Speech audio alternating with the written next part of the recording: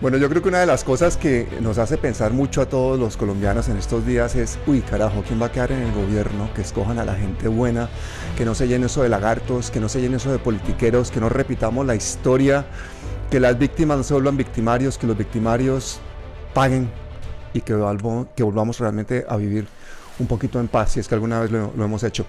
Y por eso hoy pues tengo a dos personas que son emblemáticas para Colombia, son dos mujeres muy importantes. Una de ellas ya ha estado aquí en el canal, Yolanda Perea, lideresa social, representante de víctimas. Y Mabel Lara, presentadora de televisión, periodista multipremiada, ambas políticas y ambas han dado el paso a entrar en el pacto histórico. Un paso que hubiéramos querido que hubiese sido mucho antes, pero la vida es así.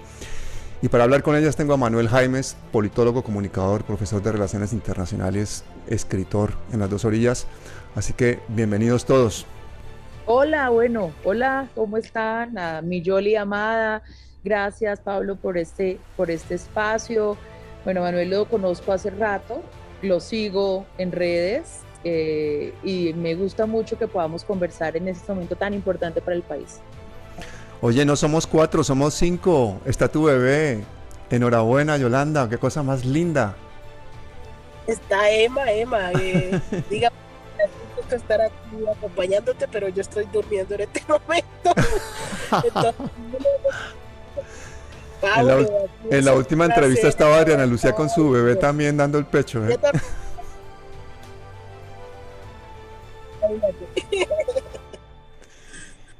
Y Manuel, bienvenido. ¿Quién mejor que tú para que me acompañes a hablar un poquito con estas dos Hola supermujeres Pablo, gracias, no, en por este mí momento tan encantado, importante para el país? encantado de estar aquí de este espacio tan estupendo. Bueno, empecemos por el final, por el postre.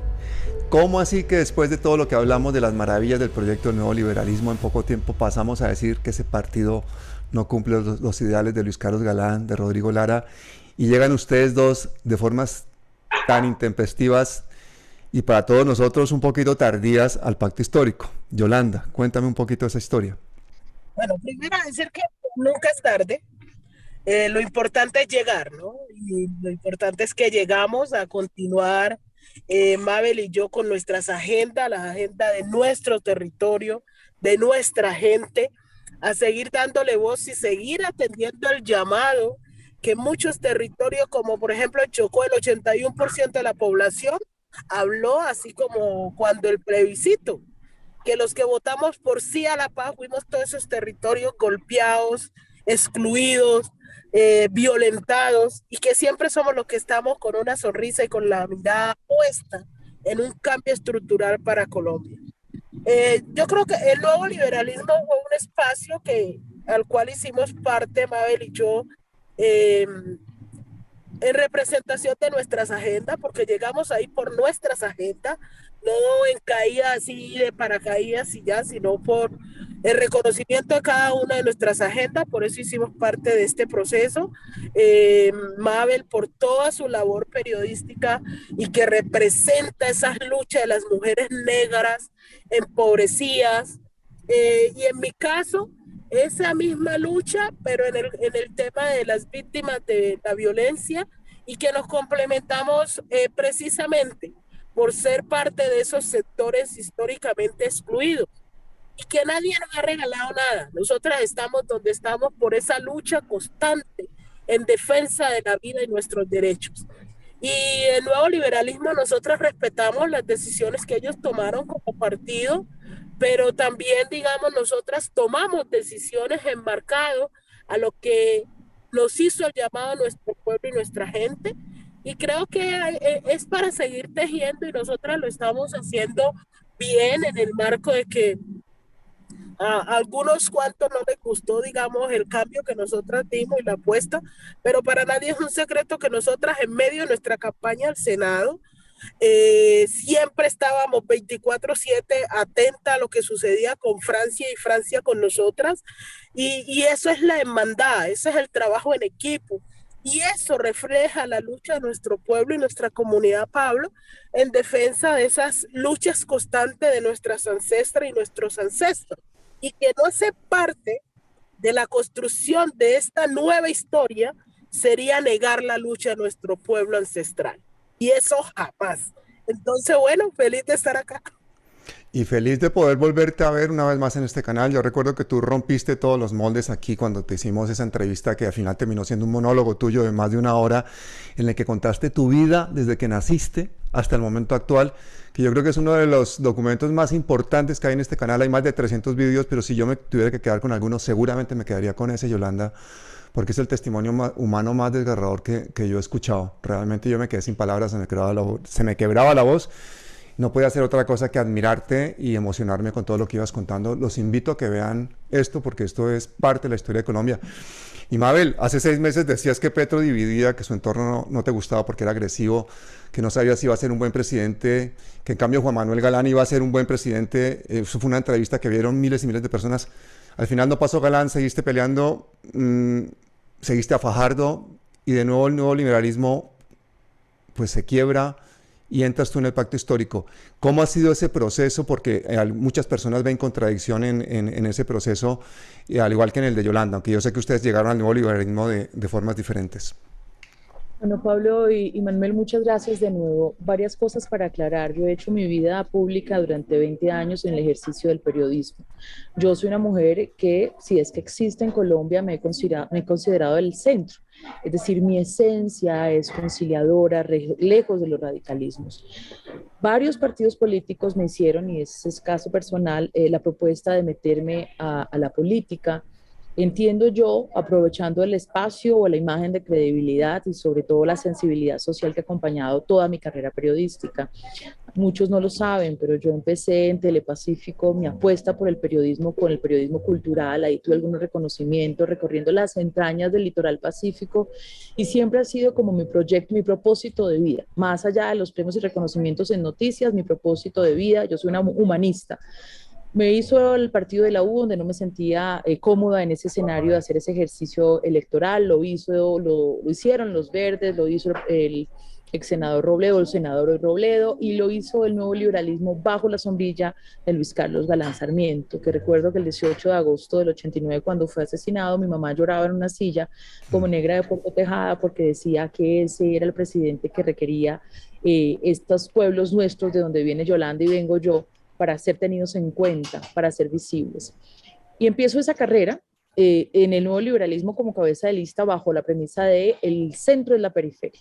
La periferia, las esquinas donde Yolanda y yo nos hicimos a pulso, una carrera, un espacio, y Juan Manuel Galán. En el ejercicio de la política, yo he sentido que Juan Manuel Galán, como líder de, por ejemplo, el proyecto de víctimas y también incluso esa batalla de poner en la mesa la conversación sobre el fracaso de la lucha contra las drogas en Colombia, en América Latina, representa las ideas liberales o representaba las ideas liberales que para mí siguen estando vigentes.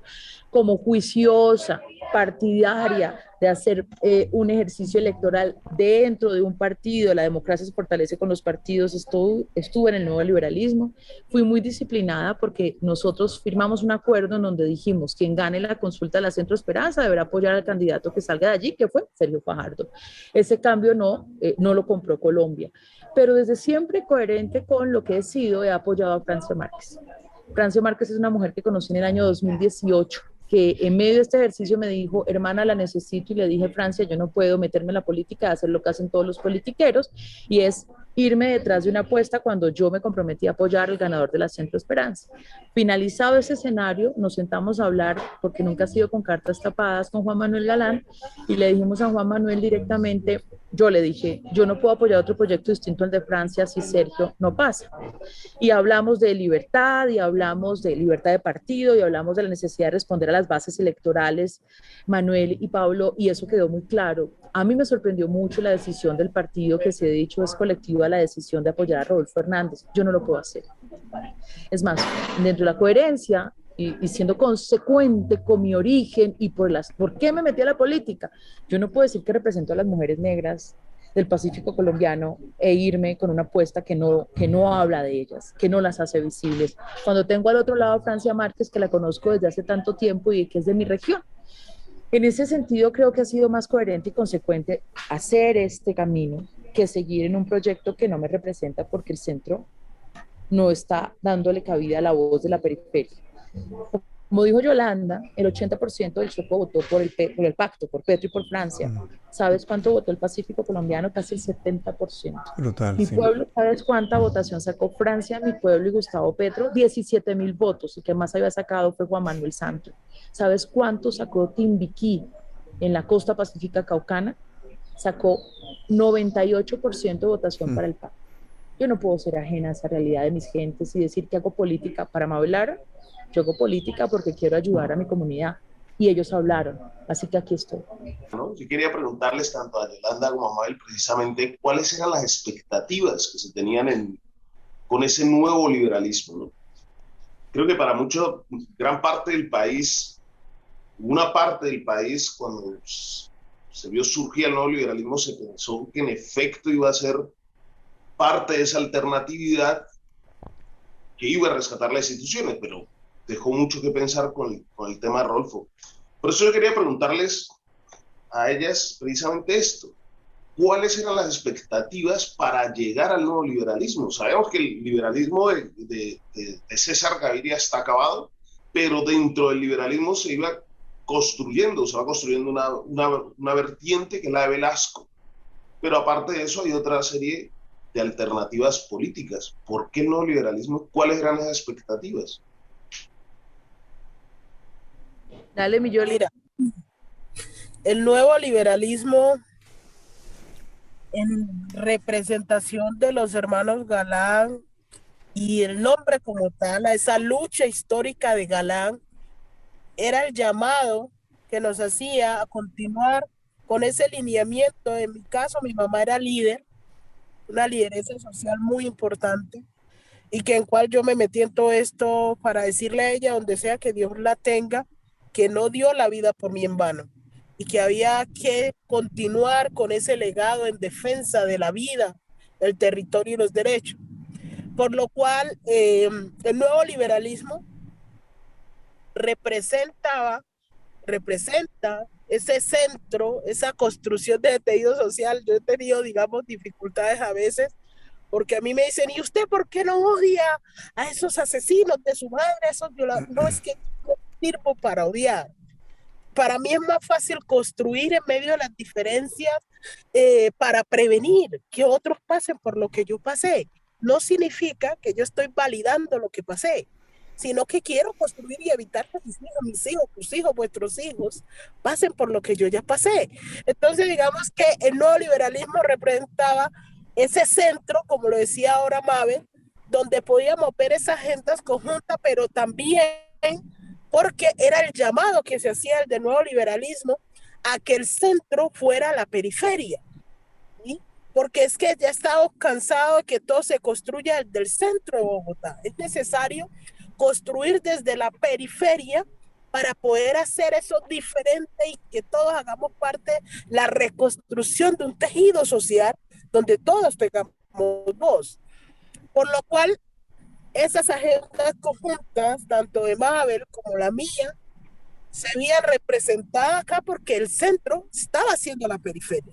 El centro estaba en voces como la de Mabel, como la mía, como la de Viviana, ¿sí? Y como muchas otras. Eso era la buena del nuevo liberalismo, y que, como dijo Mabel, en el momento nosotras fuimos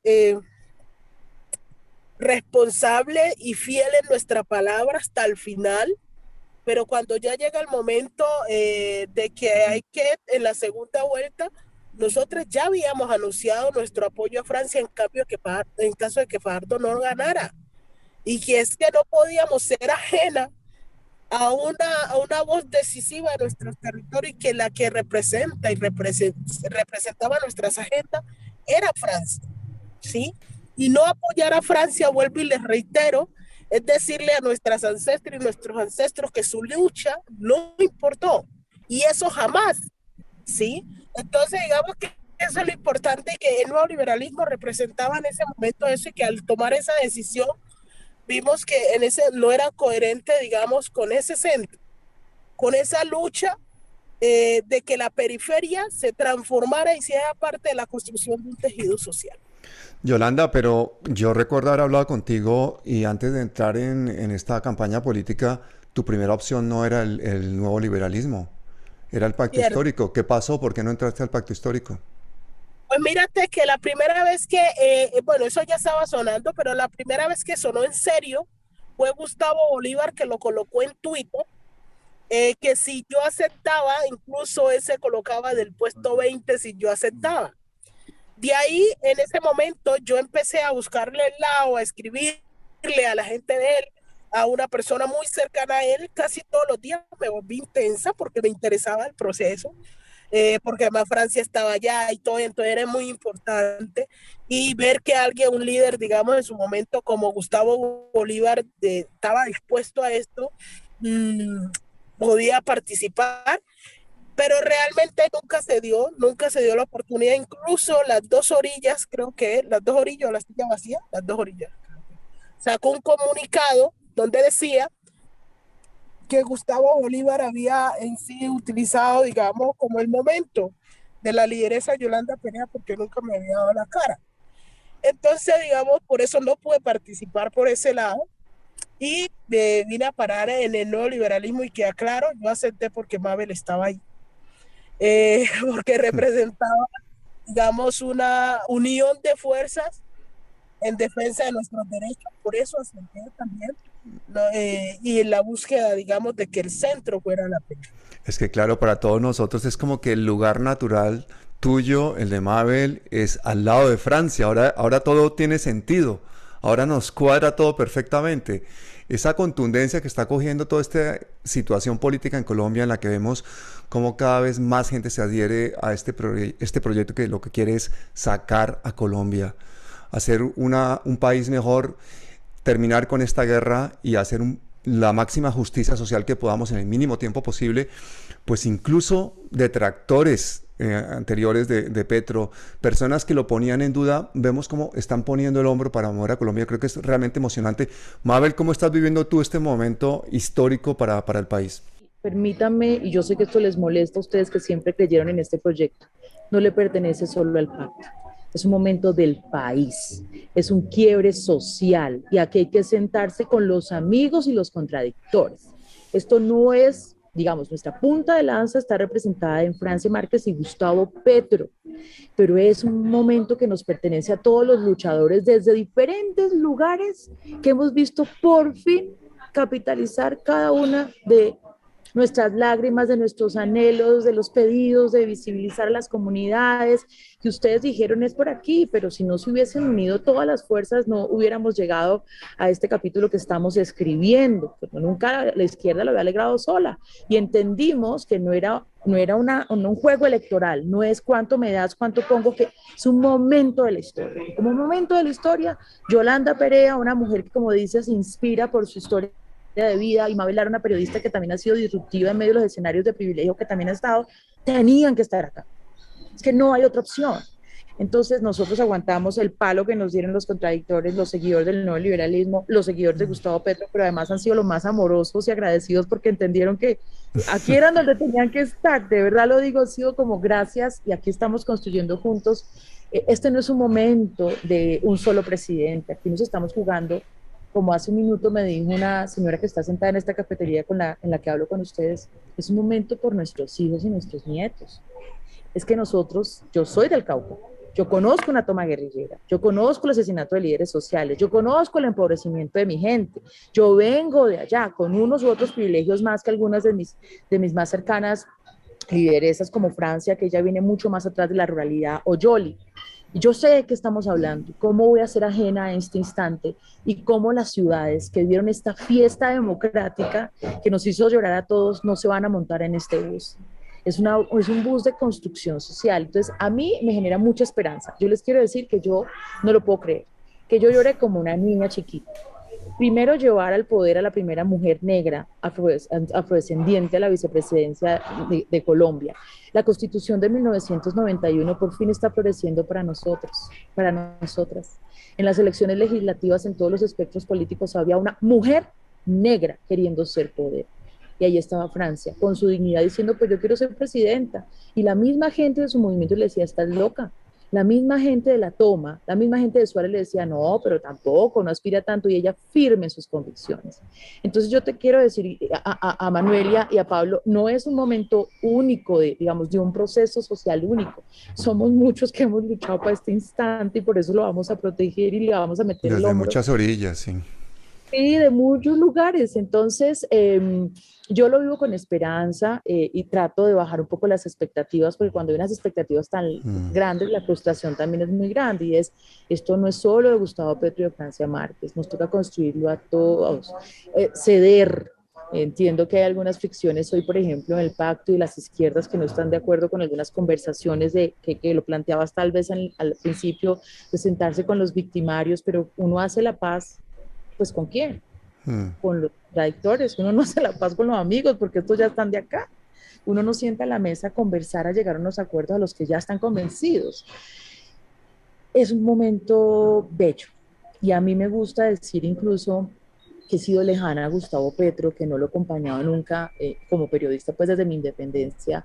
Me ha parecido que ha sido una campaña muy pura. A mí me atacaron muchas veces, me atacaban más los petristas que los uribistas, para que vean cómo es un instante para quedarnos regodeando en los asuntos personales de lo que Mm. me dijeron.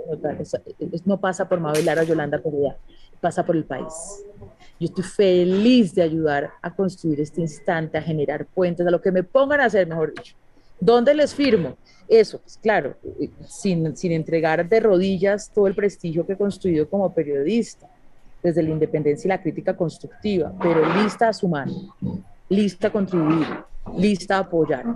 Y como le decía a Francia el día que ganó su vicepresidenta y me invitó a saludarla, le decía, nuestras abuelas están celebrando y bailan en una sola pierna, porque sabemos que esto lo soñamos.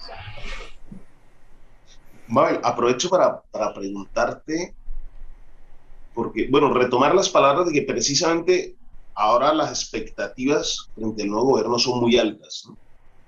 Y que en efecto no se podía construir un gobierno que pueda responder a las expectativas, o no se puede construir un gobierno que pueda responder a expectativas si no es amplio, si no logra integrar unas diversas posiciones y miradas. En ese sentido, cuando hablabas del tema de tu prestigio en el periodismo, ¿cómo ves ese desafío que existe también con ese sistema mediático en nuestro país? ¿Qué se puede hacer o qué habrá que hacer o qué hay que hacer desde este nuevo gobierno? Fíjate que en el encuentro de la Comisión de la Verdad, cuando el padre Francisco de Ruz estaba hablando sobre esta guerra que nos tocó a todos, a todas, y hizo un llamado de atención y preguntaba dónde estaba el Congreso para despedazarnos de esta manera como nación, dónde estaban los opinadores y los medios de comunicación que no pararon esta barbarie.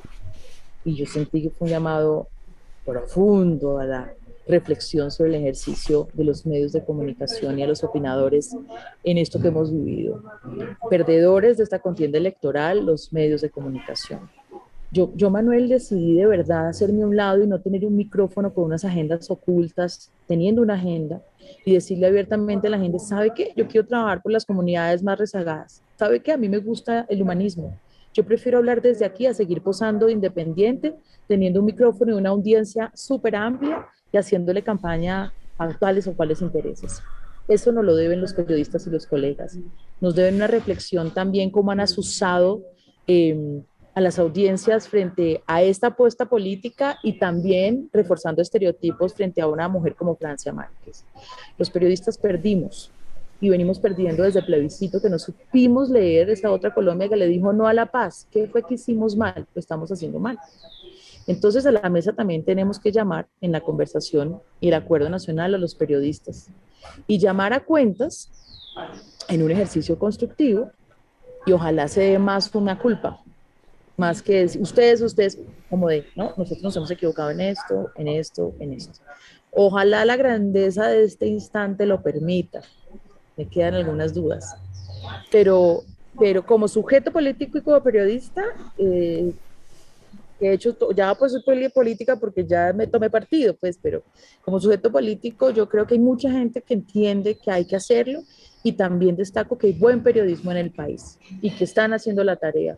y que van a florecer en este espacio de cambio y que espero que sigan siendo exactamente igual de fiscalizadores, que señalen, que pregunten, pues porque faltaba más. Todos queremos el cambio, pero no vamos a entregar todas las cartas de la independencia y todo, ¿no? Solamente porque el cambio tiene que ser sí o sí. Eh, pero hoy todavía nadie me quita la sonrisa y la esperanza. Yo creo que es posible. Pero una cosa, todo esto en este momento, claro, suena muy idílico y todos estos vientos de cambio pues son una buena oportunidad para filosofar, pero la realidad es que los medios de comunicación en Colombia están en manos de quienes están y de que el poder los ha utilizado. Tú has trabajado muchos años en Caracol, has trabajado en la Blue Radio, pero luego has trabajado también en Noticias Uno, que ahí fue cuando yo te conocí, me volví tu fan total, pero porque es una ideología a la que yo sigo. El periodismo ha tenido una responsabilidad muy grande en la situación de Colombia actual porque ha sido utilizado pues, para precisamente afianzar esos poderes. Y una parte importante de la sociedad que a través de sus móviles nos envió las imágenes de las manifestaciones, que a través de sus reportajes, que a través de sus canales de YouTube, de Instagram, de lo que sea, hicieron una veeduría ciudadana, hicieron un periodismo ciudadano, se han convertido en voz también. Y esa voz ha cobrado una fuerza tan importante que han conseguido hacer pues un llamado a un electorado que no iba a votar y que ha votado. Entonces yo creo que tú que suenas ahora para ministra de Comunicaciones, porque suenas para ministra de Comunicaciones, yo te haría el llamado también a que tengan en cuenta esa ciudadanía y a todos esos alternativos, a todos esos comunicadores independientes que han echado un hombro desde hace muchos años también a costa de su vida, a costa de su calidad de vida, a costa de sus familias, para poder construir una Colombia mejor y que no cuentan con los recursos económicos de los grandes medios de comunicación. No, yo estoy, Pablo, totalmente de acuerdo con lo que está planteando y además siento que la democratización de los medios de comunicación pasa por las redes sociales que nos permitieron ver la otra Colombia. Mientras nosotros estábamos hablando aquí en un estudio, Bogotá hablaba de lo terrible que eran las manifestaciones y cómo atacaban a la fuerza pública, otros canales y otros espacios estaban contándonos que los jóvenes estaban siendo golpeados y algunos asesinados y nos contaron las otras historias. Y yo creo que por eso invito a la reflexión de este instante, siempre con el respeto a la libertad de prensa. Uno no puede seguir un medio de comunicación porque dice lo que yo quiero escuchar, sino porque le creo y en el momento incluso de señalar a la persona que yo sigo, a la persona que yo respeto, pues tiene y entrega las herramientas necesarias para yo entender que se está equivocando mi líder político. Entonces, el periodismo no debería trabajar del lado de las ideologías, es el periodismo. No es amigo del poder. Aquí lo que pasa es que hemos visto que eso pues, se cae de su peso, lo que hemos visto en un país como Colombia y las agendas que hemos conocido. Pero más allá de que suene y de que eso pueda ser una realidad, yo te digo, en 20 años de periodismo cultural regional, yo vengo de Telepacífico, de televisión pública, yo sí creo que hay que abrir espacio a ese sentir rural, ciudadano, regional, que está esperando pista. Y en eso estamos totalmente de acuerdo. Y esta fractura social, después del estallido social y el paro nacional, nos demostró que los grandes medios nos estábamos equivocando en las agendas que estábamos presentando a la opinión pública y que quienes sí entendieron, así hubiesen estado de un lado de la información, lo que pasaba en la calle fueron esos medios alternativos y comunitarios que sobreviven con la pauta local y que sueñan con hacer un periodismo con dignidad. Dispara, Manuel. No, estaba pensando que, bueno, precisamente, y va en vía con lo que decía Yolanda, ¿no? De la periferia. Quizás es igual en los medios de comunicación lo que hay que hacer en ese sentido. Lo que habría que pensar es ese proceso de redes de comunicación comunitaria, ¿no? Y emisoras comunitarias. Lo hemos visto en otros países, en cómo ese fortalecimiento o esa democratización de los medios, claro, una cuestión tuvo que ver precisamente con el avance de las tecnologías que permitieron que cualquiera con un teléfono pudiera comunicar, ¿no? Pero también en otros países lo que vemos es el fortalecimiento de esas redes comunitarias, la capacitación y la inyección por parte del gobierno, del Estado, de dinero, y esto permite mucho más poder contrastar realmente la información. Nunca vamos a... Un medio no va a ser completamente neutral, ¿no? Siempre va a tener una línea editorial. Sin embargo, si nosotros permitimos que existan diferentes voces, lo que nos va a permitir es contrastar precisamente esa realidad. Y yo creo que ahí tiene que ver con eso de Yolanda, de la periferia y de descentralizar, ¿no? Salir de Bogotá y entrar realmente a esa Colombia profunda, ¿no? Yolanda, cuando te hicimos la primera entrevista en Palabras Mayores, recuerdo que tu imagen no era tan conocida. Cuando le pedí a Margarita Rosa de Francisco que te entrevistara, tu imagen se hizo mucho más conocida. Y yo decía, como una persona con esta vivencia, con este valor humano tan grande, no es más conocida, debería ser un icono para todo Colombia, porque debería ser un referente, ¿no? Y como tú, tantos líderes sociales, muchos de ellos han muerto en el anonimato, han sido asesinados. Entonces yo creo que estamos en deuda con esa Colombia que no le hemos dado voz, y precisamente la posibilidad de este cambio también debería ser un cambio en las comunicaciones, porque hablando respecto a lo que decía Mabel, yo creo que todos estos medios de comunicación que han tenido las ondas, que han tenido el dinero, han permeado terriblemente la cultura. Todos tenemos ejemplos en nuestras familias de personas que inexplicablemente tienen antipatía visceral a un candidato o a un partido y no saben ni explicarlo porque no conocen ni los programas, pero como se les ha vendido una imagen repetitiva o estigmatizada, pues terminan odiando. Entonces, yo quiero preguntarte, Yolanda, tú que has hecho ese ejercicio de salir del anonimato en base a trabajo social, salir desde la misma base de la lucha y de la violencia, siendo tú víctima y ahora lideresa, ¿qué harías para implementar una política de comunicación que consiga permear la cultura en Colombia para que todos nos escuchemos? Yo haría una rejuntancia total. Rejuntancia, sí. Aquí lo que ha faltado es hacer una rejuntancia en medio de las diferencias para podernos escuchar. Y eso hay que hacer. Tenemos que conseguir espacios, por ejemplo, como el acuerdo amplio que está proponiendo Petro, que ya hubo la primera, donde todos nos encontremos, donde todos hagamos parte de la construcción de ese tejido social. Es la transformación que está matando a Colombia. Y es allí donde construyendo y escuchando todas las voces podemos ver esa realidad que nos permita tomar partidos, pero tomar partido en un sentido que construya, no que destruya. Entonces yo creo que ya de por sí las agendas de nosotras, la de Mabel, la mía y la de muchos otros, están haciendo ese llamado a que nos encontremos, a que conozcamos, a que realmente llegó el momento y el informe, por ejemplo, de la Comisión de la Verdad ayer, y que, como lo decía el padre Francisco de Ruz, era no nos sigamos matando, o sea, no tomemos sanciones para tomar venganza por mano propia, sino que escuchémonos, trabajémonos.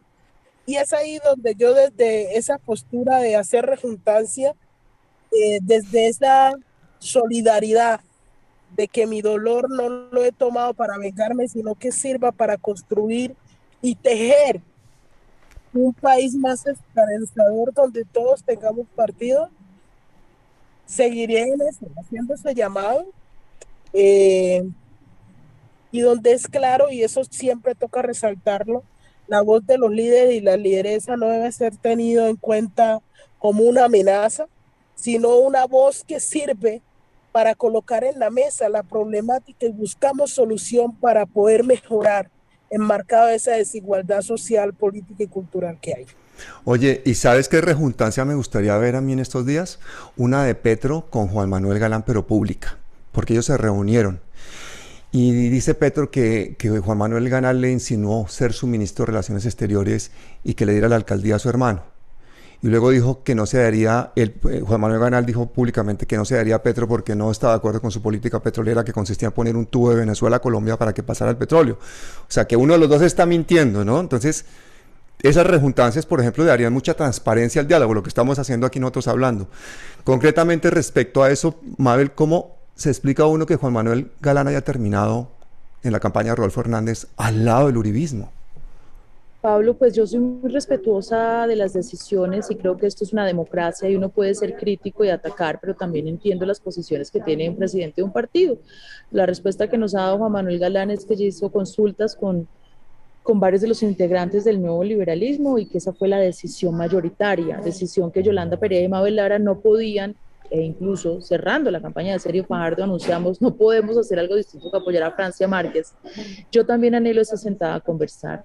Yo quiero decirle que yo no conocía a Juan Manuel Galán, porque yo estaba en Washington, él me contactó y me dijo, venga, ayúdeme a construir partido, y yo le copié a Juan Manuel Galán porque creo en los ideales liberales, yo pienso que sería el partido demócrata de los colombianos, y además reconozco él, como dije hace algún instante, como uno de los voceros y ponentes de la ley de víctimas.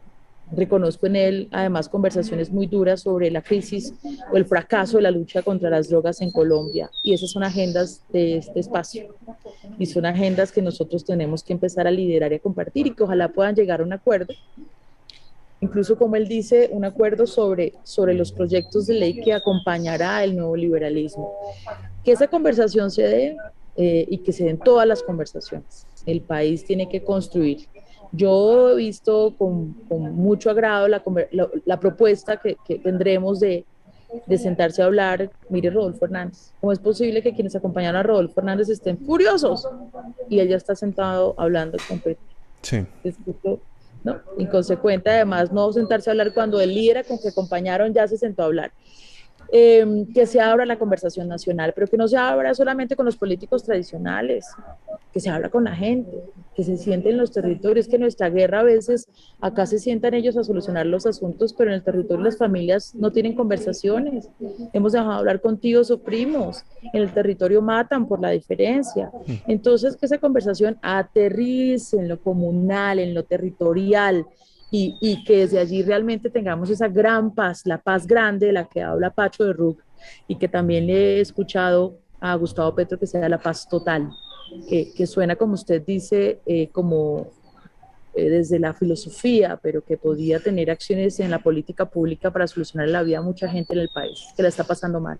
Pero no hubo un poco de ingenuidad en tu acercamiento al Partido Liberal porque fuiste por un ideario y no viste, por ejemplo, el histórico del Partido Liberal, que por ejemplo, el caso del Partido Liberal con César Gaviria, que lo ha convertido en un partido retrógrado que ya no representa ni a las minorías, ni a los indígenas, ni a los sindicatos, y que termina estando al lado del uribismo, ¿no hace falta un poquito más que el ideario para uno meterse en un partido? Lo pregunto con toda la buena intención del mundo y con todo el corazón. Porque es un error que hemos visto, por ejemplo, en Catherine, la atleta que se metió al partido de la U, o en personas que en un momento dado se adhieren a un partido político que tiene unos historiales que uno dice, bueno, es que no corresponden ni con sus ideales ni con lo que están pensando de lo que va a hacer ese partido una vez que sea poder. Pablo, yo creo en la gente y creo en los proyectos políticos y en la democracia en partidos y creo en el ideario de Luis Carlos Galán.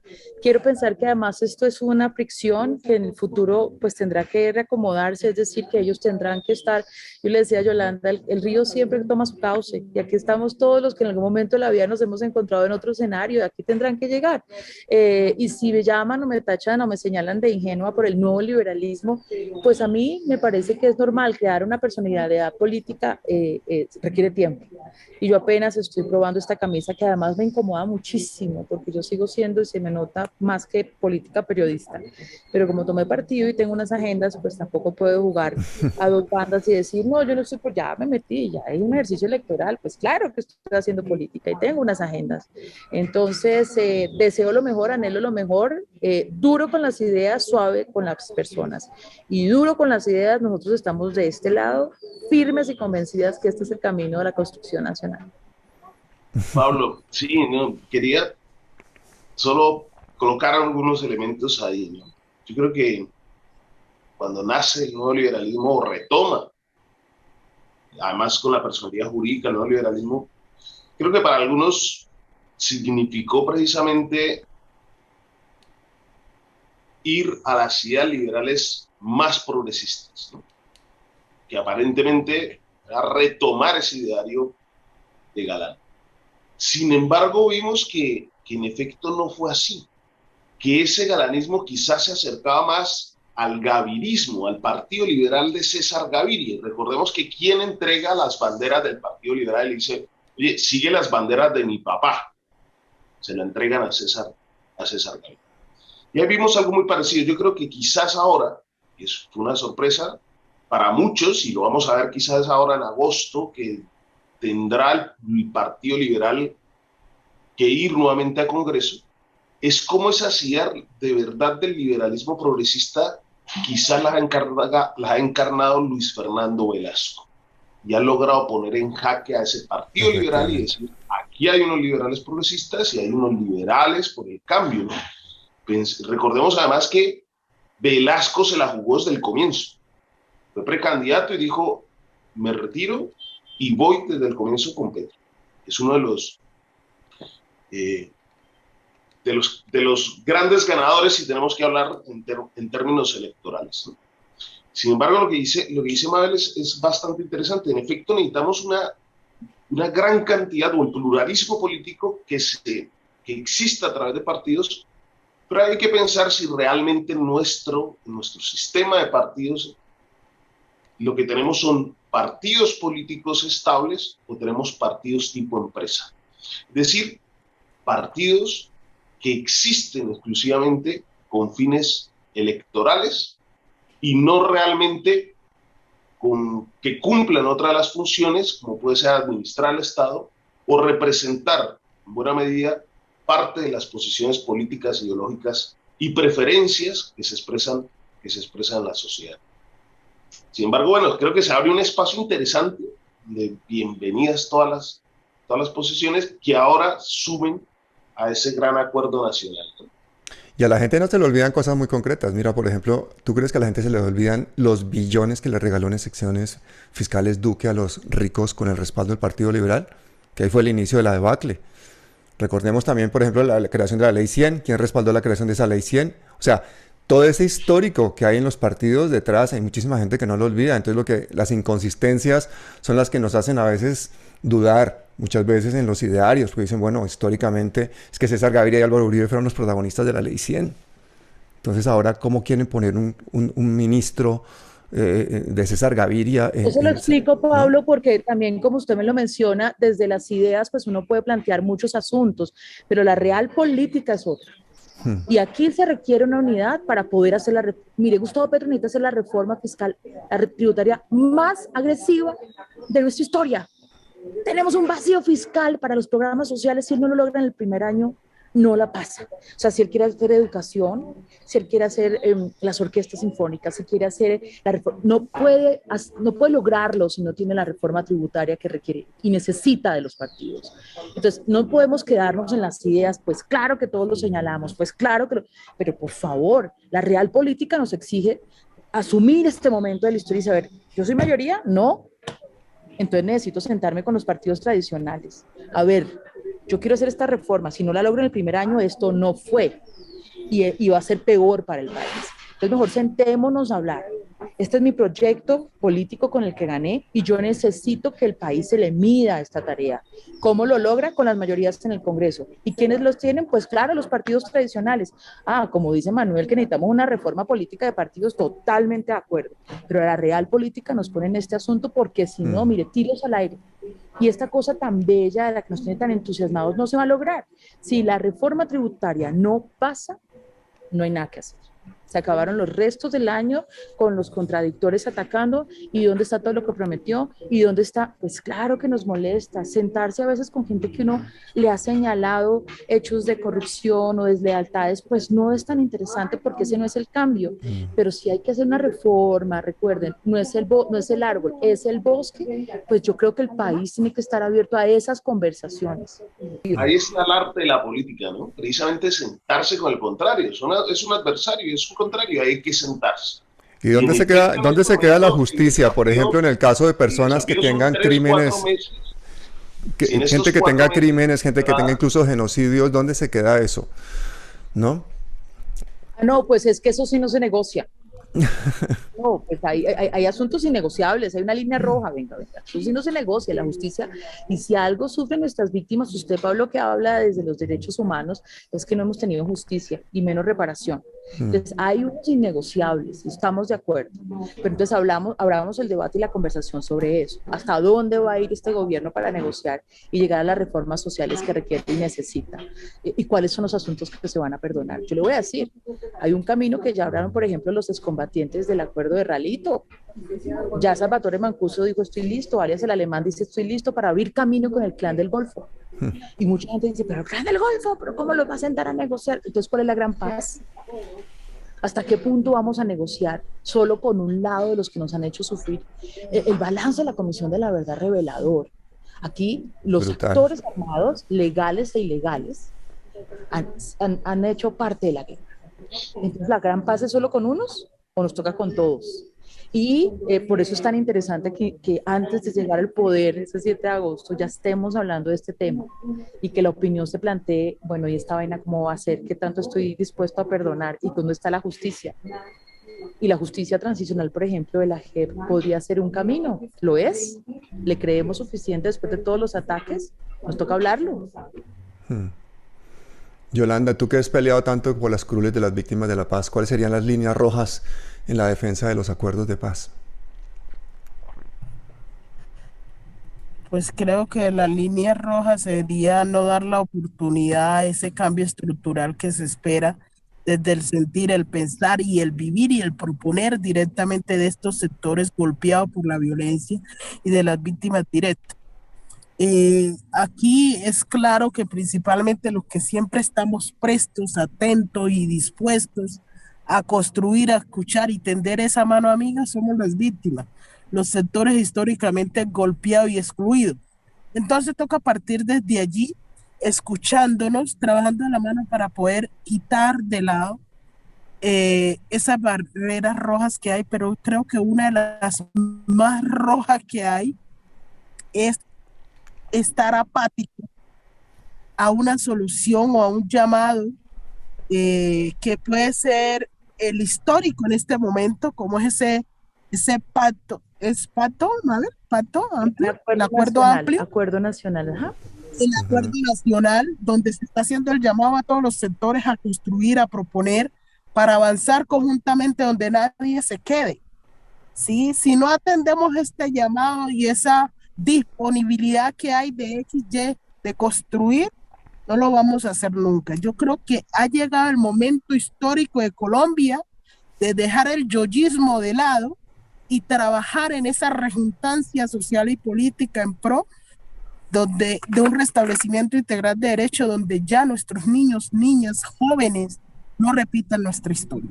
Si nosotros como padres, como personas históricamente excluidas o aquellos históricamente disparados de nuestra sociedad no entienden la importancia que tiene el llamado a construir un país con más igualdad, estamos jodidos, entonces empaquen y lárguense. ¿Por qué? Porque realmente no están enfocados en cambiar una Colombia donde todos tengan voz. Y es este el momento histórico donde yo creo que las barreras rojas principalmente es el yoyista que las ve ahí latente y no las busca saltar, ni las quiere correr, ni las quiere decir, oye, no puedo, solo conjuntamente ayúdame a quitarlas. Y hablando de yoyistas, ¿cómo interpretas la ausencia de Duque ayer en el acto de entrega del informe final de la Comisión de la Verdad? No se pase. Es que eso es muy tenaz, que no haya ido el presidente, ¿no? Volvió triza los acuerdos, no le importó estos acuerdos de paz y entonces extraño. Perdón, sí fue el presidente, Gustavo Petro fue. Bueno, sí. Y el presidente de la paz fue el presidente saliente que no está de acuerdo con el proceso de paz y que lo volvió triza. Fue el que no fue. Bueno, a mí me hubiera sorprendido donde hubiera ido, pero como no fue, a mí no me sorprendió, la verdad. Yo sí lamento mucho que Iván Duque no haya ido antes ni ahora a este ejercicio de la Comisión de la Verdad. La verdad no es una sola, y la verdad se construye entre muchas miradas de las víctimas y de los victimarios. Pero esta aproximación histórica era necesaria especialmente para las víctimas. Yo creo que su legado será el de saboteador de la paz, y lo lamento mucho desde lo personal, pero desde las instituciones, yo soy una mujer que me considero demócrata, pues lo lamento más, porque este gobierno cierra su ejercicio realmente como la piedra en el zapato de esto que estamos deseando gran parte de los colombianos, gran parte, que no somos todos. Hay 10 millones de colombianos que eso no les importa, que el tema de la paz no es importante para ellos. Y así pasará la historia. Yo creo que así pasará la historia y por ejemplo, me ha parecido mezquino el trato del Centro de Memoria Histórica, donde nos han querido primero vender que no existió el conflicto, que no hay guerra, y que depende desde donde se mire, eran unos u otros más responsables. Ese silenciamiento también de las mujeres de víctimas de los falsos positivos, de estas mamás que nos han demostrado tanta dignidad. Yo creo que ante la pequeñez de algunos que no entienden la dimensión de lo que estamos construyendo, es seguir adelante. Y tal cual, como dice Manuel, tenemos un presidente para la paz que le exigiremos además que cumpla los acuerdos. Manuel, una pregunta técnica. ¿Cuál es la jugada que hay detrás de hacer renunciar un mes antes a los embajadores? ¿Cuál es la jugada? No, realmente hay bueno, ellos tienen un mandato real, aunque anuncien que se van, no pueden irse.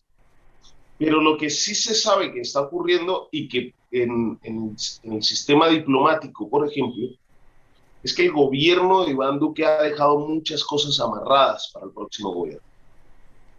Y entre esas, en el servicio diplomático, parece que ha puesto ciertas fichas para mantener alguna relación.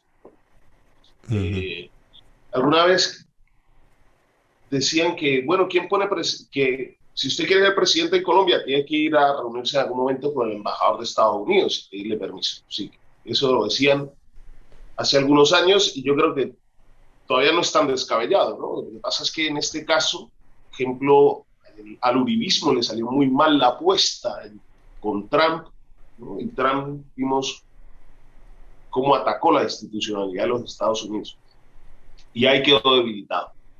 Pero para nadie es un secreto que en efecto las relaciones con otros países que tienen inversiones e intereses importantes en Colombia, pues afectan la política. Yo creo que por esas declaraciones de me voy es un tema más simbólico que real. En la realidad ellos están intentando amarrar algunas cuestiones que puedan torpedear ese primer año de gobierno de Gustavo Petro, teniendo en cuenta que la agenda legislativa, las grandes reformas tienen que pasar en 4 meses. Lo que no se haga en esos 4 o 6 meses, si no logran pasarse las reformas estructurales, el desafío de gobernabilidad es mucho mayor. Bueno, yo creo que no me queda otra cosa que agradecerles a ustedes y decirles una cosa del corazón, y es que los tres son parte de un Dream Team que tenemos los colombianos en el imaginario. Ojalá se haga realidad, que termine siendo ministra Mabel de Comunicaciones, ¿quién mejor que tú? Ojalá que Yolanda tenga un papel muy destacado en la construcción de la paz. Ojalá que Manuel, tú que has sido un docente independiente y una persona tan analítica y tan brillante durante tanto tiempo, nos enseñes mucho a los colombianos y que muchos otros colombianos admirables puedan realizar realmente la labor que necesitamos todos, y es dar lo mejor de nosotros mismos. Y esa invitación va a todos los que están en sus casas escuchando esto. Tenemos que crear paz en el interior de nuestros propios hogares, en la sociedad, en todas partes. Muchísimas gracias a todos. Una frase de despedida, Mabel, Yolanda, Manuel. Bueno, Pablo, muchas gracias por este espacio. A Manuel, que le dije antes de empezar el programa que lo seguía de tiempo atrás, que lo admiro, leía sus columnas, duras columnas, pero llenadas de razones y de justificaciones para presentar sus planteamientos. A Yoli, mi comadre, por esa mujer que tiene allí cargada, que me ha dado el honor de acompañar como su madrina, Estamos jugadas, mi Yoli, Qué vamos para linda. adelante porque este momento no es Mabel, Yolanda, incluso Francia, somos muchas, muchos que queremos un espacio seguro y donde los sueños se puedan realizar en un país como el nuestro. Yo sí quiero recurrir siempre a las utopías. A mí me gusta vivir desde allí, porque qué otra cosa es la política sino creer que es posible. Entonces, en esta construcción que tenemos de país, ojalá podamos tender puentes, pero no vendrá de Petro y de Francia, nos toca a nosotros. Y eso es en el territorio y en la casa. Yo aquí he encontrado unas conversaciones bellas de señoras que se me aproximan. Yo no voté por Petro, pero estoy como tranquila, pero tengo como esperanza. Hay que empezar a construir desde allí y no va a ser fácil, pero vamos a estar a la altura de este momento de la historia. Gracias, Pablo, de verdad, por este espacio y a toda Gracias tu a ti. audiencia, que entiendo es muy amplia y este ejercicio que haces es muy digno y valeroso para nuestra gente. Gracias. Yolanda, Bueno, Manuel, gracias, un gusto saludarte, conocerte por este medio. Comadre, sabe que la aprecio y la quiero mucho. Pablo, gracias por permitirnos otra vez tener la palabra en este espacio tan importante. Y por último, solo me queda decirle a la audiencia que seguiremos tejiendo, seguiremos haciendo una rejuntancia en torno a que nos escuchemos y trabajemos de la mano para construir un país donde nuestros hijos e hijas no repitan nuestra historia. Y si para ello toca seguir hablando de nuestra vivencia en el marco del conflicto armado, que ha sido muy dura, pero que lo hacemos de una forma de reivindicación de derechos, no para que nos miren como pobrecita, sino como sujeta de los mismos. Seguiremos adelante construyendo, pero creo que puede ser mucho más fuerte si todos nos unimos y dejamos de ser amigos vivos. Es un momento de trabajar de la mano. esas son palabras mayores. Muchísimas gracias y hasta siempre. Gracias, buen día. Hasta luego.